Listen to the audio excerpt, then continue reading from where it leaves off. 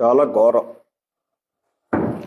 ఏదైతే తిరుమల తిరుపతి దేవస్థానంలో జరిగినటువంటి ఈ పరకామణి కేసు దారుణంగా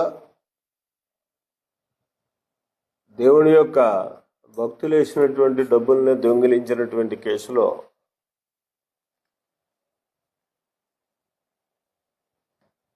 ప్రధాన కంప్లైంట్ ఇచ్చినటువంటి సతీష్ కుమార్ అనేటటువంటి విజిలెన్స్ అధికారి, ఇతను ఈరోజు రెండోసారి సిఐడి ఏదైతే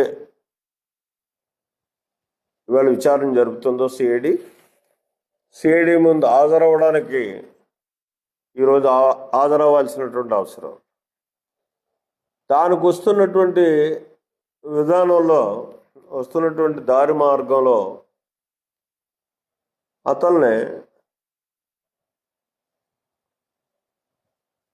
బహుశా మాకు తెలుసుండి గొద్దకల్లు నుంచి ప్రయాణం చేస్తున్నాడని అంటున్నారు. అది ఎంతవరకు అన్నది మనం రూఢీకరించలేం. కానీ నా అనుమానం అయితే ఆయన్ని ఎవరైతే దొండగులు ఉన్నారో ఈ దొండగులు ముందుగానే కిడ్నాప్ చేసి తీసుకొచ్చి ట్రైన్ కింద పెట్టి అతన్ని హత్య చేశారు అన్నది మాత్రం ప్రధానంగా నేను నమ్ముతున్నాను.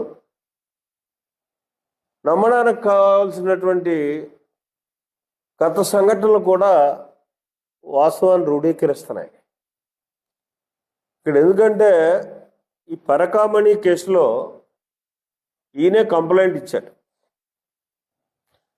కంప్లైంట్ ఇచ్చినటువంటి వ్యక్తిని ఆ రోజు ఉన్నటువంటి పెద్దలు ఇతని మీద ఒత్తిడి తెచ్చి